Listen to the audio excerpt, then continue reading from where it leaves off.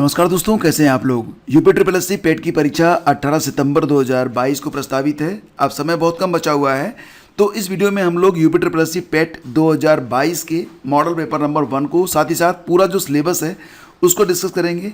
अब क्योंकि ये मॉडल पेपर नंबर 1 है तो उसके पहले सिलेबस को डिस्कस करना बहुत ज़रूरी होता है। याद रखिए कि यूपी ट्रिपल एस सी पेट की ये परीक्षा दूसरी बार होने वाली है। पहली बार ये जो परीक्षा हुई थी ये हुई थी अगस्त 2021 में, जिसमें लगभग कुल मिला के 21 लाख अभ्यर्थी जो थे वो आवेदन किए थे और लगभग इसमें मिला के 19 लाख लोग परीक्षा में शामिल हुए थे। लेकिन फ्रेंड्स, इसके बाद पेट 2022 में अब इस बार परीक्षार्थियों की संख्या बहुत ज़्यादा है और ये संख्या बढ़कर हो गई है लगभग 38 लाख। तो पेट 2022 में 38 लाख लोग पार्टिसिपेट कर रहे हैं, तो इस लिहाज से पेट 2022 को आप हल्के में नहीं ले सकते हैं। क्योंकि अगर इसमें अंक आपके कम हुए तो इसके आधार पर 2022 में जो वैकेंसी जाएंगी यूपी ट्रिपल एस सी में, उसमें हो सकता है कि आप शॉर्ट लिस्टेड ना हो। तो इस परीक्षा को पूरी गंभीरता से आपको लेना है और सबसे पहले हम जानेंगे कि इसका सिलेबस क्या हो सकता है। सिलेबस जो यहाँ पर दिया गया है, सिलेबस को देखकर हो सकता है कि आपको थोड़ा सा डर लगे, लेकिन डरने की कोई ज़रूरत नहीं है। एग्ज़ाम पेपर जो आता है वो 10वीं के लेवल का आता है, मतलब कुछ प्रश्न ऐसे होते हैं जो थोड़े टफ हो सकते हैं, लेकिन क्योंकि ये जो परीक्षा होती है ये 10th प्लस के लिए होती है तो पेपर बहुत टफ नहीं होता है, इसीलिए यहाँ पर जो कट ऑफ होती है वो काफ़ी हाई चली जाती है। तो 70 प्लस का टारगेट रख के आप लोग चलिएगा। और सबसे पहले आपको ये बता दें कि ये जो परीक्षा होती है ये 2 घंटे की परीक्षा होती है। इसमें 100 प्रश्न आपसे पूछे जाते हैं, मैक्सिमम मार्क भी 100 होता है, नेगेटिव मार्किंग की जाती है 1/4। पाठ्यक्रम में एक लंबा चौड़ा पाठ्यक्रम यहाँ पर आपको देखने को मिलेगा। इसमें भारतीय इतिहास, भारतीय राष्ट्रीय आंदोलन, भूगोल, भारतीय अर्थव्यवस्था, भारतीय संविधान और लोक प्रशासन, सामान्य विज्ञान, प्रारंभिक अंकगणित, सामान्य हिंदी, सामान्य Angrezi, logic and reasoning, current affair, general awareness, अपठित हिंदी गद्यांश, ग्राफ की व्याख्या यानी कि ग्राफ और टेबल पर आधारित क्वेश्चन भी आपसे पूछे जाते हैं। तो यहाँ पर देखिए कोई भी टॉपिक आपसे छूटना नहीं चाहिए। हालांकि पेपर जो होगा वो बहुत टफ नहीं रहेगा, आप खुद ही देख पाओगे, लेकिन हर टॉपिक को आपको कवर करना है और यहीं पर आपका डिसिप्लिन, आपकी कंटिन्यूटी आपके काम आएगी। डिटेल में अगर आप देखना चाहते हैं पूरे सिलेबस को तो आप यहाँ पर देख सकते हैं। जैसे कि भारतीय इतिहास हो गया तो इसमें हम सिंधु घाटी की सभ्यता, वैदिक संस्कृति, बौद्ध धर्म, जैन धर्म, मौर्य वंश, गुप्त वंश, हर्षवर्धन, राजपूत काल, सल्तनत काल, मुगल साम्राज्य, मराठा, ब्रिटिश राज का अभ्युदय, पहला स्वतंत्रता संग्राम यानी कि 1857 की क्रांति, ब्रिटिश राज का सामाजिक आर्थिक प्रभाव, एक लंबा चौड़ा यहाँ पर आप सिलेबस देख पा रहे हैं। इसके बाद नेशनल इंडियन मूवमेंट के बारे में बात करें तो स्वाधीनता आंदोलन के प्रारंभिक वर्ष, स्वदेशी और सविनय अवज्ञा आंदोलन, क्रांतिकारी आंदोलन, उग्र राष्ट्रवाद का उदय, विधायी संशोधन, ब्रिटिश इंडिया एक्ट 1935, भारत छोड़ो आंदोलन, आज़ाद हिंद फौज और नेताजी सुभाष चंद्र बोस, ये टॉपिक आपको कवर करना है। यहाँ से आपको 5 प्रश्न मिलेंगे। भूगोल में क्या क्या पढ़ना है, भूगोल से 5 प्रश्न आएंगे। भारत और विश्व का भौतिक भूगोल आपको पढ़ना होगा। नदियाँ और नदियों की घाटी, भूजल संसाधन, पर्वत पहाड़ियाँ और हिमनद, मरुस्थल और शुष्क क्षेत्र, वन, खनिज संसाधन विशेषकर भारत में, भारत और विश्व का राजनीतिक भूगोल, जलवायु, मौसम, टाइम जोन, जनसांख्यिकी परिवर्तन और प्रवास। ठीक है। इसके बाद देखिए तो भारतीय अर्थव्यवस्था आ रही है। इंडियन इकोनॉमी में 1947 से लेकर 1991 तक की जो इंडियन इकोनॉमी है वो आपको पढ़ना होगा। इसमें योजना आयोग, पंचवर्षीय योजनाएं, मिश्रित अर्थव्यवस्था, निजी और सार्वजनिक क्षेत्र, हरित क्रांति, दुग्ध विकास, ऑपरेशन फ्लड, बैंकों का राष्ट्रीयकरण और सुधार, ये टॉपिक आपको कवर करना होगा। वर्ष 1991 में जो आर्थिक सुधार हुए और उसके बाद जो अर्थव्यवस्था में टर्न आया वो भी आपको पढ़ना पड़ेगा। वर्ष 2014 के पश्चात जो आर्थिक सुधार हुए हैं जिसमें कृषि सुधार, ढांचागत सुधार, श्रम सुधार, आर्थिक सुधार और जीएसटी जो लागू हुई, इस पर भी क्वेश्चन पूछे जाएंगे। भारतीय संविधान और लोक प्रशासन में क्या क्या पढ़ना है, भारतीय संविधान की मुख्य विशेषताएं, राज्य के नीति निर्देशक सिद्धांत, यानी कि कंप्लीट आपको यहाँ पर भारतीय संविधान पढ़ना है। साथ ही साथ स्थानीय प्रशासन से संबंधित जो टॉपिक हैं वो भी आपको कवर करना होगा। जनरल साइंस में भौतिकी, रसायन और जीव विज्ञान तीनों आपको कवर करना है। कम से कम यहाँ पर 10th लेवल तक का साइंस आपसे पूछा जाता है। 5 प्रश्न इससे बनेंगे आपके। प्रारंभिक अंकगणित में पूर्ण संख्या, भिन्न और दशमलव पूछा जाएगा। प्रतिशतता, साधारण अंकगणितीय समीकरण, वर्ग और वर्गमूल, घातांक और घात और औसत से संबंधित क्वेश्चन आपसे पूछे जाएंगे। 5 प्रश्न आपके होंगे एलिमेंट्री अरिथमेटिक से। इसके बाद देखिए सामान्य हिंदी आ जाएगी। संधि, विलोम शब्द, पर्यायवाची शब्द, वाक्यांशों के लिए एक शब्द, लिंग, समश्रुत भिन्नार्थक शब्द, मुहावरे, सामान्य अशुद्धियाँ, लेखक और रचनाएं से 5 प्रश्न आपसे पूछे जाएंगे। देन आफ्टर सामान्य अंग्रेजी, इसमें अंग्रेजी व्याकरण और अपठित गद्यांश से क्वेश्चन पूछे जाएंगे 5 प्रश्न। लॉजिक और रीजनिंग भी आएगी, इसमें बृहत और लघु, क्रम और रैंकिंग, संबंध, समूह से भिन्न को अलग करना, कैलेंडर घड़ी, कारण और प्रभाव, कोडिंग डिकोडिंग, निगमनात्मक तर्क कथन, विश्लेषण और निर्णय पर आधारित 5 क्वेश्चन आपसे पूछे जाएंगे। करंट अफेयर से भी 10 क्वेश्चन होंगे। करंट अफेयर आपको कवर करते रहना है, कम से कम आपको 4 महीने का जो करंट है ये कवर करना पड़ेगा, यानी कि मार्च से लेकर आपको जो है अगस्त तक का जो करंट है वो आपको कवर जरूर करना चाहिए। समान जागरूकता में भारत के पड़ोसी देश, देश राजधानी और मुद्रा, भारत के राज्य एवं केंद्र शासित प्रदेश, भारतीय संसद, राज्यसभा, लोकसभा और विधानसभा, सत्ता विधान परिषद, राष्ट्रीय और अंतर्राष्ट्रीय दिवस, विश्व संगठन और उनके मुख्यालय, भारतीय पर्यटन स्थल, भारतीय कला एवं संस्कृति, भारत एवं विश्व के खेल, भारतीय अनुसंधान संगठन, प्रसिद्ध पुस्तकें और लेखक, पुरस्कार और विजेता से क्वेश्चन आपसे पूछे जाएंगे। कुल प्रश्न होंगे 10। इसके बाद यहाँ पर देखेंगे तो अपठित हिंदी गद्यांश, ग्राफ और टेबल पर आधारित क्वेश्चन पूछे जाएंगे। प्रश्नों की संख्या हो जाएगी ऑल ओवर 30।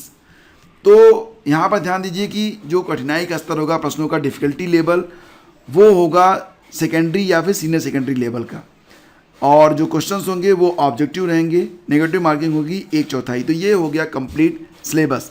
प्रश्नों का जो स्तर है वो देखना चाहते हैं तो आइए आगे मैं कुछ प्रश्न आपको दिखाता हूँ, ये मॉडल पेपर के रूप में आपके लिए काम करेगा। लाइक पहला क्वेश्चन है कि सिंधु सभ्यता में घोड़ों की अस्थियों का अवशेष कहाँ से मिला है। ये प्रश्न UPSSC लोअर पीसीएस 2016 की परीक्षा में भी पूछा गया था, ये पेट के सिलेबस में भी शामिल है। तो देखिए, सिंधु सभ्यता में घोड़ों की अस्थियों का अवशेष मिलता है आपको जो है सुरकोटड़ा से। इसका विकल्प डी करेक्ट है। सुरकोटड़ा जो है कहाँ पर मिलेगा आपको, गुजरात में मिलेगा। और याद रखिए कि राणा घुंडई से घोड़े के दांत मिले हैं, और घोड़े की जो मृण मूर्तियाँ होती हैं, मतलब मिट्टी की मूर्तियाँ मिली हैं लोथल और मोहनजोदड़ो से। इसी प्रकार से अगला क्वेश्चन बनेगा कि सिंधु सभ्यता को हड़प्पा सभ्यता क्यों कहा जाता है। तो यहाँ पर देखिए आपके ऑप्शन रहेंगे, इसमें से आपको सही विकल्प चुनना होगा। फिलहाल यहाँ पर जो सही ऑप्शन है वो है सर्वप्रथम हड़प्पा स्थल की खुदाई के कारण सिंधु सभ्यता को हड़प्पा सभ्यता के नाम से जाना जाता है। तो यहाँ पर सही जवाब है ऑप्शन सी। याद रखिए कि सिंधु सभ्यता नगर नियोजित थी और प्रथम नगरी क्रांति भी यहीं से उत्पन्न होती, यानी कि जो सिंधु सभ्यता थी ये नगरी थी। हालांकि आगे चलकर जब वैदिक सभ्यता आई तो वो ग्रामीण सभ्यता थी। इसके बाद देखें तो वर्तमान में हड़प्पा सभ्यता का क्षेत्रफल कितना था, ये प्रश्न भी इंपॉर्टेंट है, और इसका जो उत्तर हो जाएगा वो हो जाएगा 20 लाख वर्ग किलोमीटर। याद रखिए कि पहले यह 13 लाख वर्ग किलोमीटर था, कुछ नए क्षेत्र खोजे गए हैं, जिसके बाद अब ये जो क्षेत्रफल है वो बढ़कर 20 लाख वर्ग किलोमीटर हो गया है। सही जवाब है ऑप्शन सी। सिंधु घाटी सभ्यता के उत्तर व दक्षिण बिंदुओं के बीच की दूरी बताइए। आप समझ रहे होंगे जैसे कि जो उत्तरी बिंदु है और जो दक्षिणी बिंदु है इसके बीच की दूरी पूछा जा रहा है। तो इसका उत्तर हो जाएगा 1400 किलोमीटर। कहीं कहीं पर ये आपको 1300 किलोमीटर मिलेगा, तो लेकिन एग्जैक्ट जो आंसर होगा वो होगा 1400 किलोमीटर। सिंधु सभ्यता के पंजाब में स्थित क्षेत्रों के नाम बताइए। तो यहाँ पर देखिए, सिंधु सभ्यता के पंजाब में जो क्षेत्र स्थित थे उनके नाम हैं रोपड़, संधोल, चकबाड़ा 86, डेर मजरा, सरायकोला, यानी कि सही जवाब हो जाएगा ऑप्शन डी। कुषाण मूलतः कहाँ के निवासी थे फ्रेंड्स। तो इसका आंसर हो जाएगा कि कुषाणों के बारे में कहा जाता है कि कुषाण जो थे वो कहाँ से आए थे, तो कुषाण आए थे मध्य एशिया से। सही जवाब हो जाएगा ऑप्शन सी। और कुषाणों का नेता कुजल कैडफिसस को माना जाता है। इसने 50 ईस्वी के लगभग उत्तरी शकों को पराजित किया था। प्रसिद्ध शासक था कनिष्क 72 ईस्वी में। सिविल सेवा किसके शासनकाल में प्रारंभ की गई थी। तो फ्रेंड्स इसका आंसर हो जाएगा सिविल सेवा जो वर्तमान में भी अभी लागू है। तो सिविल सेवा का जनक कहा जाता है इसको, लॉर्ड कॉर्नवालिस को। इसका समय रहा भारत में 1786 से लेकर 1793 तक। याद रखिए कि लॉर्ड कॉर्नवालिस के द्वारा जो सिविल सेवा व्यवस्था लागू की गई थी वो 1858 तक चलती रही थी। और अगर प्रश्न ये बनेगा कि सिविल सेवा का जनक किसे कहा जाता है, तब इसका उत्तर हो जाएगा लॉर्ड कॉर्नवालिस।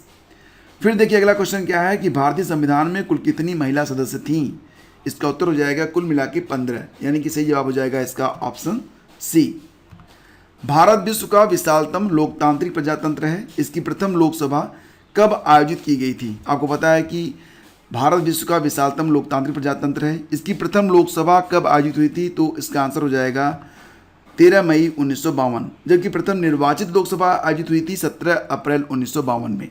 तो ध्यान दीजिएगा कि पहली लोकसभा की जो मतलब जो आयोजित हुई थी वो 13 मई को हुई थी, जबकि निर्वाचित जो हुई थी वो 17 अप्रैल को निर्वाचित हुई थी। ये ध्यान देना आप। नर्मदा के अतिरिक्त कौन सी दूसरी नदी अमरकंटक से निकलती है? कल अगर आप लोगों ने देखा होगा, जैसे कि मैं आप लोगों को बता चुका हूं कि अगर आप डीप तैयारी करना चाहते हैं यूपी ट्रिपल पेट के लिए तो आप एनसीईआरटी को जरूर पढ़िए। एनसीईआरटी पर बेस्ड जो सीरीज है वो स्टार्ट कर दी गई है और सबसे पहले हम पढ़ा रहे हैं हिस्ट्री।